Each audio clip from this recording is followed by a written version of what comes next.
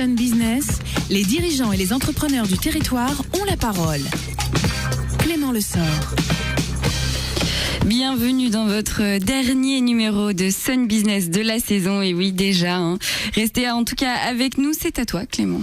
Oui, Clémence, Laurent Manac est mon invité ce matin. Il est directeur général du pôle EMC2. Merci d'avoir accepté mon invitation pour ce dernier numéro de la saison de Sun Business, Laurent. Vous avez réussi, vous et vos équipes, à réunir en un même lieu, dans un grand centre technique, les entreprises de la filière régionale des composites, les instituts de recherche publics et privés, les établissements d'enseignement supérieur. Comment est-ce que vous avez réussi à convaincre? Quels ont été les arguments, Laurent Manac? Donc le pôle est né en 2005, il y a 10 ans, sur une idée, une initiative gouvernementale qui était que ensemble on était plus fort, ensemble on pouvait aller plus loin. Et il y a eu des phénomènes incitatifs mis en place, donc ça s'appelait le Fonds unique interministériel. Et la grande idée était de réunir tous ces acteurs autour de projets qui allaient être aidés, subventionnés par l'État. Donc au départ, il y a une démarche très volontariste. Et autour de ça, on a créé un environnement favorable. On a fait beaucoup d'animations, beaucoup de réunions, beaucoup de réseaux, de manière à ce que les gens apprennent à se connaître, à se parler et à monter ces fameux projets qu'on présente régulièrement au Fonds unique interministériel. C'est une initiative, Laurent Manac, une initiative de la puissance publique, vous le disiez, ou des entreprises, des grands acteurs, des grands donneurs d'ordre sur notre territoire? Non, c'est vraiment une initiative locale qui est partie de quelques industriels, donc Airbus, DCNS, STX, qui à l'époque s'appelait les Chantiers de l'Atlantique, le groupe Renault pour l'automobile et puis le groupe Beneteau pour le nautisme. Le pôle de compétitivité et je dirais la politique nationale des pôles de compétitivité, c'était juste un déclic qui a permis de constituer l'association. Mais ça fait plus de 20 ans, plus de 25 ans que ces entreprises travaillent ensemble dans un jeu local bien connu sous le nom de jeu à la nantaise, pour échanger des bonnes pratiques, échanger aussi des technologies, et puis parfois aussi se tenir les coudes quand il y a des baisses de charges ou au contraire des montées de charges. Mais justement, Laurent Manac, au-delà du jeu à la nantaise que vous évoquez, comment est-ce que vous gérez, vous, au quotidien, je dirais, des intérêts parfois quand même divergents entre ces grands acteurs, avec des enjeux financiers et stratégiques, on peut l'imaginer, ou on le soupçonne pas du tout d'ailleurs, les auditeurs et moi, qui animent, mobilisent ces grands groupes, ces grands acteurs? Les enjeux sont pas toujours divergents. Il y a effectivement des éléments stratégiques qui restent confidentiels, qui structurent vraiment la stratégie de chacune des entreprises. Puis il y a des éléments qui sont moins stratégiques, pour lesquels ils ont besoin de partager, notamment parce qu'il faut aller vite, notamment parce qu'il faut trouver des effets de levier financiers, notamment parce qu'ils veulent pas développer en interne, ces grands groupes, toutes les technologies que parfois aller les chercher dans un laboratoire, dans une PME, voire dans une start-up qui rachèterait. Ça permet d'accélérer le mouvement. Donc il y a pas concurrence sur l'intégralité des aspects de la vie d'une entreprise.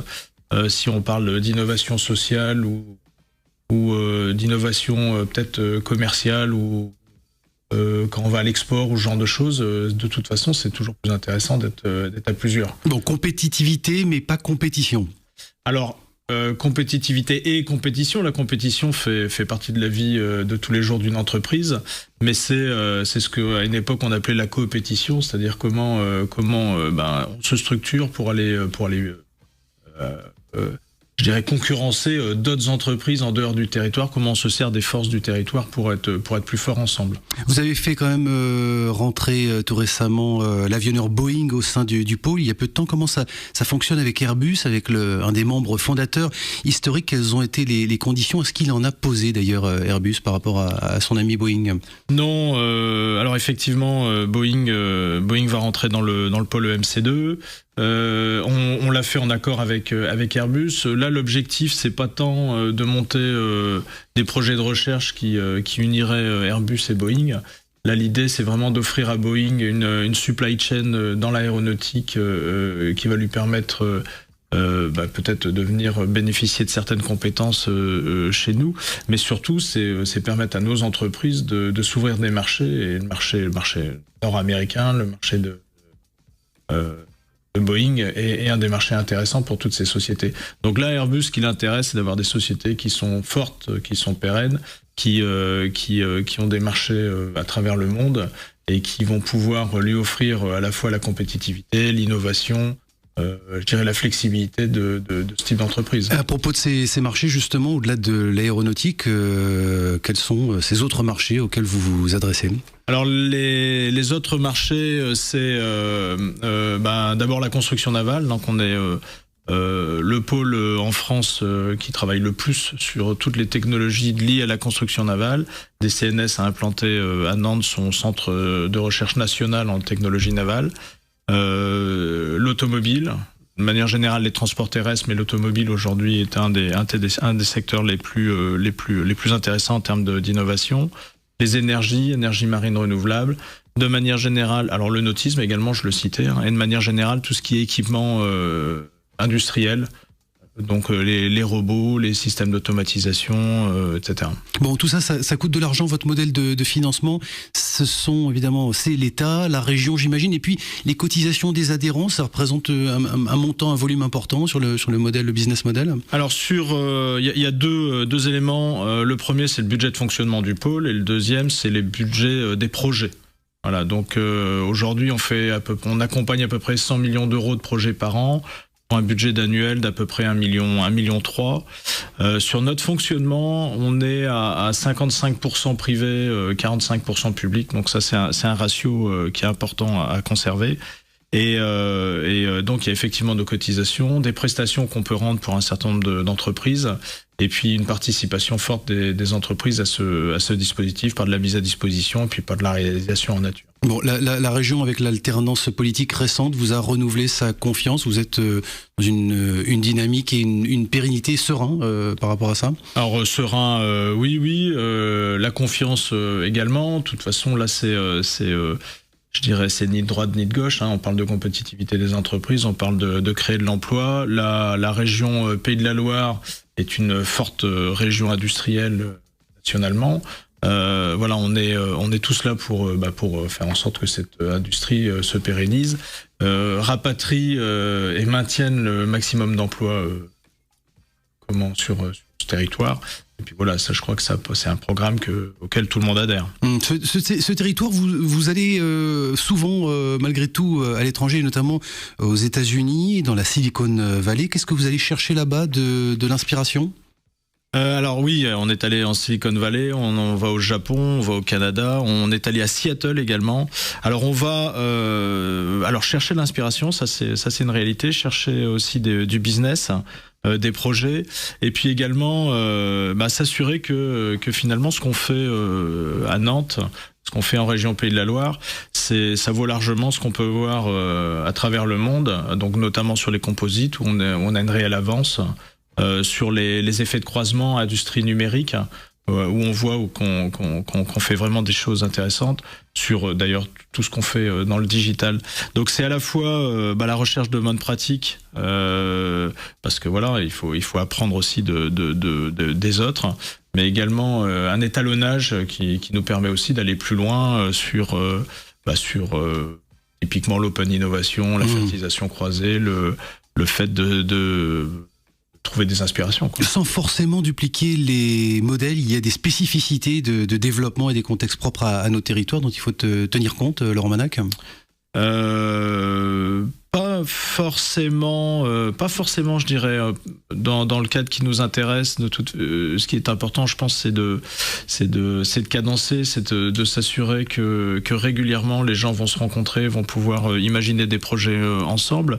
Les spécificités sont plutôt liées aux sujets, aux thématiques qu'on aborde. Donc, au sein du pôle EMC2, on est très tourné sur le manufacturing, la production, l'industrie de manière générale. Et puis après, ça va dépendre aussi des marchés. Aujourd'hui, on a la chance d'avoir une société STX. Il y a des commandes devant elle, donc c'est plus facile probablement pour travailler sur certains aspects de recherche et développement. Alors justement, dans cette collaboration, cette intelligence collective, c'est le pari évidemment du pôle EMC2. Est-ce que les grands groupes industriels, Airbus, STX, que vous nommiez, des CNS, General Electric, de la région, installés en région en tout cas, font réellement profiter les PME, les PMI de leur volume, de leur carnet, la profondeur de leur carnet de commandes ? C'est une question qui se pose régulièrement. La réponse est oui. Alors c'est jamais à la hauteur désirée par les PME, mais en même temps, ces grandes sociétés, vous citiez donc les grands donneurs d'ordre, mais il y a d'autres sociétés qu'on appelle les sociétés de rang 1, comme par exemple Daher, amènent les entreprises dans leur sillage. Donc bien sûr, il y a les carnets de commandes, mais il y a aussi on parlait de l'international, donc les relations avec d'autres sociétés à l'international, et également tout ce qui va être recherche, développement, innovation. Donc une fois qu'une PME est intégrée dans ces projets-là, c'est beaucoup plus facile pour elle d'être prise au sérieux au moment du passage, j'ai envie de dire, en industrie, et donc d'obtenir les contrats derrière. Pour les quelques secondes qui nous restent, Laurent Manac, je voudrais qu'on parle de l'industrie du futur. Je sais que c'est un de vos dadas. Ce sont deux mots qui ont trop longtemps été antinomiques, selon vous ? Alors oui, ce qui était antinomique surtout, c'était de parler d'industrie en France, puisque pendant plus d'une quinzaine d'années, on a promu un schéma sans industrie. On l'a tué l'industrie en France Alors, je pense pas qu'on l'ait tué, ou en tout cas, si on l'a tué, elle bouge encore fortement. Mais non, je pense qu'il faut avoir ça en tête. L'industrie du futur, alors c'est pas forcément antinomique, mais l'industrie du futur, ce sont nos usines d'aujourd'hui, et c'est avec des innovations qu'on pratique aujourd'hui au quotidien avec les opérateurs dans les usines qu'on arrivera à fabriquer ou à mettre en place cette industrie du futur de manière pérenne pour les emplois en France. Alors les emplois, ça commence déjà par l'attractivité pour les jeunes qui ont quand même encore une désaffection pour quand ils entendent l'industrie, ils ont tendance à s'enfuir, non ? C'est un peu vrai. On a un petit problème d'attractivité, non seulement alors dans l'industrie lourde, non seulement pour les jeunes, mais également pour les femmes. Donc ça, c'est un travail sur lequel il faut aller. Alors on sait que c'est pas trop glamour. Mais en même temps, ce sont des métiers rémunérateurs avec des vraies spécialités et puis qui permettent de faire des choses. J'ai l'habitude de dire qu'on est des makers. Donc voilà, on fabrique des avions, on fabrique des bateaux, on fabrique des voitures, on fabrique un tas de choses. Et je pense que c'est très valorisant pour tout le monde. Laurent Manac, directeur général du pôle EMC2 pour ce dernier numéro de Sun Business de la saison. Clémence. Merci Clément, merci aussi d'avoir été à mes côtés tous les mardis durant toute cette saison. Eh bien, je te rends le compliment, Clémence. Je remercie évidemment Jean-Baptiste aussi qui était aux manettes, et puis Thomas qui nous a accompagnés tout au long de l'année. Pierre Boucard aussi pour sa confiance, c'est l'occasion de lui rappeler et de le remercier encore une fois. One Up pour son jingle aussi, j'en profite. Voilà, c'est le dernier mot de cette saison. One Up qui a composé le jingle qu'on entend toutes les semaines. Et puis évidemment l'ensemble de mes invités. Je dirais vive l'entrepreneuriat, celles et ceux qui créent, qui emploient, qui innovent dans ce pays, dans ce territoire, puisque cette émission, très modestement, leur rend hommage et les met en valeur. Merci Clément, et puis juste avant de se quitter, ton invité de ce matin, comme tous les matins, a choisi d'écouter quelques morceaux. Je me tourne vers Jean-Baptiste. Oui, une playlist très rock, on pourrait dire comme ça, Monsieur Manac, ce matin. C'est vrai. Puisqu'on va commencer avec du Johnny Cash, Ring on Fire, The Wanton Bishops, Sleep with the Light Sound suivra, et on terminera par Blur Song 2 en progression. En progression pour se réveiller.